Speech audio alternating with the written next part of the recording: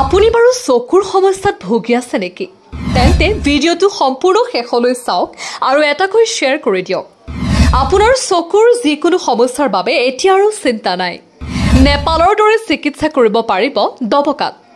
কিছুদিন পূৰ্বে দবকাত মুকলি কৰা চকু চিকিৎসাৰ চেণ্টাৰত এতিয়া দূৰ দূৰণিৰ পৰা ভিৰ কৰে শ শ লোকে, য'ত হাজাৰ হাজাৰ মানুহে চকু চিকিৎসা কৰি সম্পূৰ্ণ ভাল হৈ গৈছে। আজি আমি হঠাৎ গৈ উপস্থিত হৈ মানুহৰ পৰা জানিবলৈ পাৰিছো। আমি অলপ পিছতে শুনাম কি কৈছে লোকসকলে। এবাৰ ভিডিঅ'টো সম্পূৰ্ণ চাওক আৰু যিসকলৰ চকুত অসুবিধা পাই আছে তেওঁলোকক ভিডিঅ'টো পঠাই দিয়ক। আপুনি মেচিনৰ দ্বাৰা চকু পৰীক্ষা কৰিব পাৰিব, য'ত অভিজ্ঞ ডাক্তৰে চিকিৎসা কৰিব পাৰিব আপুনি। দবকাৰ ডিফু বাইপাছৰ লগতে আছে এই হাম আই কেয়াৰ এণ্ড অপটিকেল নামৰ চকু চিকিৎসা কেন্দ্ৰ। এতিয়াৰে পৰা দবকা ডিফু ৰোডত Haji Ali Ahmed memorial eye care and অপটিকেলত চকুৰ যিকোনো সমস্যা সমাধানৰ বাবে লগ পাব উৰিষ্যাৰ বিশেষজ্ঞ ডক্টৰ লক্ষ্মী এছক। লগতে লগ পাব বিশেষজ্ঞ ডক্টৰ M.A. বৰভূঞাক। প্ৰতিদিনে লগ পাব চকু চিকিৎসকক। কিদৰে কৰা হয় চকু চিকিৎসা নিশ্চয় আপুনি বৰ্তমানলৈকে দেখিছে। এইদৰে মেচিনত পৰীক্ষা নিৰীক্ষা কৰি ছানগ্লাছ অৰ্থাৎ চশমা লাগিলে আনিব পাৰিব আপুনি। এই সন্দৰ্ভত চিকিৎসা কৰা বহু লোকৰ মন্তব্য আছে আৰু লগতে চিকিৎসকসকলৰ মন্তব্য আছে। আমি শুনাই লৈছো। নগাঁও মোক এজন মানুহে কৈছিলে যে দবকাত এখন আই কেয়াৰ খুলিছে, নেপালত থাকি বেষ্ট ট্ৰিটমেণ্ট। তাৰপিছত আমি মোবাইলত চালোঁ, ৱাইফে পালোঁ সম্পূৰ্ণ এড্ৰেছ, পাই পেলাই আহিছোঁ। যোৱা 24 তাৰিখে দেখাই গৈছিলোঁ, দেখাই গৈছোঁ। আজি আকৌ চশমা দিছিলে, মেডিচিন দিছিলে 24 তাৰিখে, মেডিচিন ইউজ কৰি আছোঁ মই, আৰু চশমা ল'বৰ কাৰণে আহিলোঁ আজি। বৰ্তমান চিকিৎসা মই 24ৰ পৰা আজি এই 4 তাৰিখলৈ প্ৰায় 100ৰ ভিতৰত মই 30 ইম্প্ৰুভ পাইছোঁ। মই বহুত পাইছোঁ মই এইকেইদিনত, এই এসপ্তাহত 10 ডেজ ইম্প্ৰুভ পাইছোঁ মই আজি চকু ট্ৰিটমেণ্ট প্ৰায় 3 বছৰ আগৰ পৰা কৰিছোঁ। আজি চশমা মই আগত এযোৰ বেলেগ ইউজ কৰিছিলোঁ, এইযোৰ আপোনাৰ অলপ লেন্সটো বেয়া হৈ গ'ল, 2 ইয়াৰ্ছতে লেন্সটো বেয়া হৈ গ'ল। তাৰপিছত মোৰ কি হৈছে, আজি প্ৰায় 8 মাহমান আগৰ পৰা মই লং ডিষ্টেঞ্চটো অলপ ধোঁৱা দেখোঁ, শ্বেডো পৰে। কিন্তু এটা বস্তু, লং ডিষ্টেঞ্চৰ আখৰ পঢ়িব নোৱাৰোঁ, আৰু এনেও ৰিডিংটো আছেই, ৰিডিংটো বাৰু ইয়াত আগৰ ঠিক আছিলে। তাৰপিছত মই এখেতে আৰু মোক অন্য ডক্তৰ অন্য ঠাইত দেখাওঁতে ইহঁতে চশমা মোক দিয়া নাই দেই, ৰিডিং লয়, চকু এক্সাম কৰে, চশমা দিয়া নাছিলে। তাৰপিছত কয় আপুনি এইটো গুৱাহাটী যাব লাগিব, আপোনাৰ চকুত ইনজেকশ্যন দিয়া হ'ব, 3 মাহত 3টা, নিয়েৰ এবাউট 40,000। তাৰপিছত মইতো ইমান টকাৰ মানুহ নহয়, আৰু ইনকাম চ'ৰ্চটো বৰ্তমান মোৰ 0। ৱাইফে সৰু সুৰা কাম এটা কৰে।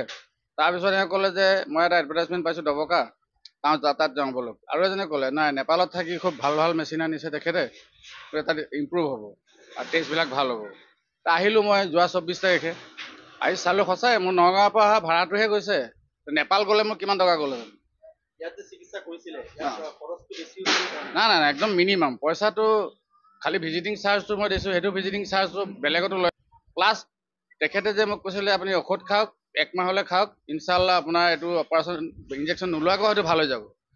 তাৰপিছত মই কি হ'ল, 24 তাৰিখৰ পৰা মই টেবলেট খাই আছোঁ, 3 টাইম মই এইটো মেডিচিন লগাই আছোঁ। আজি মই সেইদিনাখন মই ৱাইফক কৈছোঁ যে টিভিতটো মই এতিয়া বৰ ধুনীয়া দেখিছোঁ, উইদাউট চশমা দেই, এইখিনি মেডিচিনত 1 টাইম টেবলেট দিছে নাইটত, আৰু আপোনাৰ 3 টাইম ঔষধ লগাব লাগে। আজি চশমাযোৰ লগাই পেলাই চাইছোঁ, আৰু এইযোৰ চশমা মোক আজিলৈকে কোনেও দিয়া নাছিলে। ব্লু কাৰ্ড হয়, এইযোৰ লেন্সৰ এইফালে পাৱাৰটো প্ৰটেকশ্যন দিব। মই এনেই যিকোনো পাৱাৰ কিবা কিবি, মই গেছৰ কাম কৰোঁ, গতিকে গেছৰ প্ৰটেকশ্যনটোও পাম। আৰু এই ইমান পাৱাৰফুল, ইমান হেভি কাম কৰা লেন্স ইয়াতো পাইছোঁ মই কম দামত।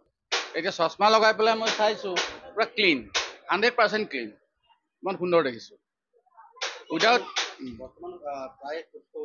প্ৰায় সুস্থ এতিয়া চশমা। আৰু উইদাউট চশমাত এই যে আপোনাৰ 10 ডেজৰ ট্ৰিটমেণ্টত কি হ'ব, 10 ডেজতো মোৰ এনেকুৱা লাগিছে 30-40% একদম অ'কে হৈছে চকু। আৰু তেখেতে যে কৈছে উইদাউট ইনজেকশ্যন আপোনাৰ ভাল হৈ যাব, মই আশা ৰাখিছোঁ হয়তো মোৰ ইনজেকশ্যন নোলোৱাকৈ ভাল হৈ যাব। মই নগাঁৱৰ পৰা আহিছোঁ। হয় হয় হয়, আমি একেলগে আহিছোঁ 24 তাৰিখে। মই 100 ভাগত অলপ 30 ভাগেই মই সুস্থ বুলিয়ে ভাবিছোঁ। 100 ভাগৰ পৰা 30 ভাগে ভালেই পাইছোঁ।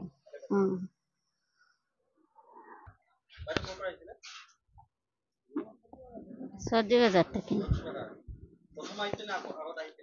না ইনো প্রথমও আইছে প্রথম আইছে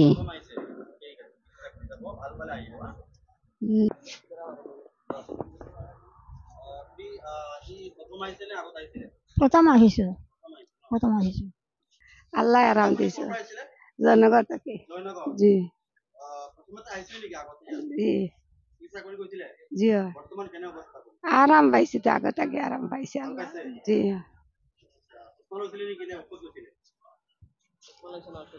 ঔষধ দিছন শেষ মা আজ দিছন ঔষধ আগে নিছি ঔষধের দ্বারা আরাম হয়েছে মই নিজ ডবকা 4 নম্বৰ ৱাৰ্ডৰ পৰা 4 নম্বৰ ৱাৰ্ড মোৰ এই ছোৱালীঘৰৰ নাতি এজন লৈ আহিছোঁ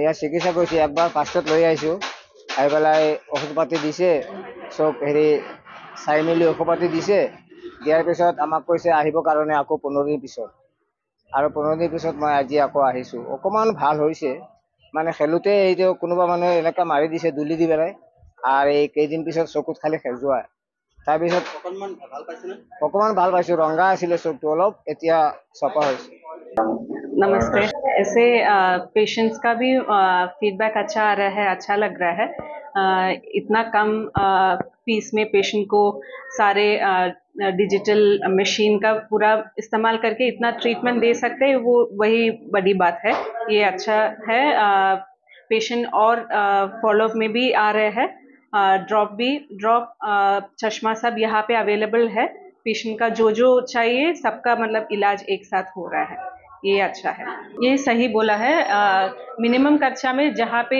मशीन 2-3 मशीन का मतलब यूज़ करके पेशेंट का ट्रीटमेंट दे रहे हैं वहाँ पे ज़्यादा खर्चा होता है ऐसे गवर्नमेंट हॉस्पिटल बड़ा हॉस्पिटल का सब कुछ फैसिलिटीज़ यहाँ पे इतना कम खर्चा में पेशेंट को मिल रहा है वही अच्छा है आप लोग कैसे एक पेशेंट को देखते हैं पेशेंट का पूरा उनका मतलब पहले का पूरा बीमारी से लेके आँख का बीमारी लेके सब कुछ डायबिटीज प्रेशर सबका एक साथ पता करके पेशेंट का लेंस का बीमारी है कि नहीं या प्रेशर का बीमारी है कि नहीं वो मशीन से चेक करके जिसका चश्मा चाहिए चश्मा का पावर भी चेक करके एक साथ पेशेंट का ट्रीटमेंट मिलता है ধন্যবাদ জানাইছো আপুনি আকৌ পুনৰবাৰ আহি আমাৰ ইয়াতে উপস্থিত হ'ল প্ৰথমতে আমি ওপেনিং কৰাৰ সময়তো আপুনি ভিডিঅটো বনাইছিলে যথেষ্ট মানুহে ভিডিঅটোত সঁহাৰি জনাইছিলে এণ্ড আপোনাৰ ভিডিঅ'ৰ যোগেদি মানুহ আহি যথেষ্ট উপকৃত হৈছে ইয়াৰ পৰা আপুনি যদি ফিডবেক ৰিভিউটো লৈছে আপুনি অলৰেডি তাৰ পৰাতো আপোনালোকে গমেই পাইছে যে কিমানখিনি মানুহৰ সঁহাৰি পাইছে আৰু নিশ্চয়কৈ আমি আমাৰ ফালৰ পৰা যথেষ্টখিনি চেষ্টা কৰি আছোঁ যাতে চকুৰ যথেষ্টখিনি আমি কৰিব পাৰোঁ তেওঁলোকক ভালকৈ আমি প্ৰপাৰ ট্ৰিটমেণ্ট কৰিব পাৰি আৰু তেওঁলোকৰ যিমানখিনি আমাৰ ফালৰ পৰা যিমানখিনি হৈ আছে যথেষ্টখিনি আমি কৰি আছোঁ আমাৰ নিজৰ ফালৰ পৰা আমি কৰি দি আছোঁ বৰ্তমান কি মেচিন নেপালৰ পৰা মেচিন আছে বুলি শুনা পাইছে মেচিন মানে কি যিমানখিনি মেচিন আছে সেইখিনি আমাৰ যথেষ্ট উন্নত মানৰ আধুনিক সব মেচিন হয় ডিজিটেলাইজ মেচিন হয় সব উন্নত মেচিনৰ দ্বাৰাই আমি ট্ৰিটমেণ্টৰ কৰি আছোঁ বৰ্তমান বাহিৰত আচলতে লোকৰ পৰা মই মন্তব্য লৈছোঁ তেওঁলোকে যথেষ্ট ভাল পাইছে বুলি 10 দিনতে 40% ভাল পাইছে বুলি উল্লেখ কৰিছে আজি কেনেকুৱা অনুভৱ হৈছে যে এইটোতো এটা সপোন যেনে নেকি হৈ আছে বাস্তৱত ৰূপায়ণ হৈ আছে কাৰণ এইটোৱে আমাৰ সপোন আছিলে যে মানুহকে ভালকে proper treatment and proper diagnosis কৰিব পাৰে যিহেতু মানুহ সেই প্ৰপাৰ ট্ৰিটমেণ্টৰ কাৰণে বাহিৰলৈ যাব লগা হৈ আছিলে ক'ত দূৰ দূৰান্তৰলৈ গৈ আছিলে নগাঁও গুৱাহাটী ক'ত নেপাল সেইফালে যাব লগা হৈ আছিলে কিন্তু আমাৰ তাত বৰ্তমান আধুনিক পদ্ধতিৰ সব মেচিন আছে সব মেচিনত বৰ্তমান ইয়াতে মানুহে ট্ৰিটমেণ্ট কৰাব পাৰিব যিমানখিনি ইয়াতে হৈ যাব সিমানখিনি ট্ৰিটমেণ্ট কৰাব পাৰিব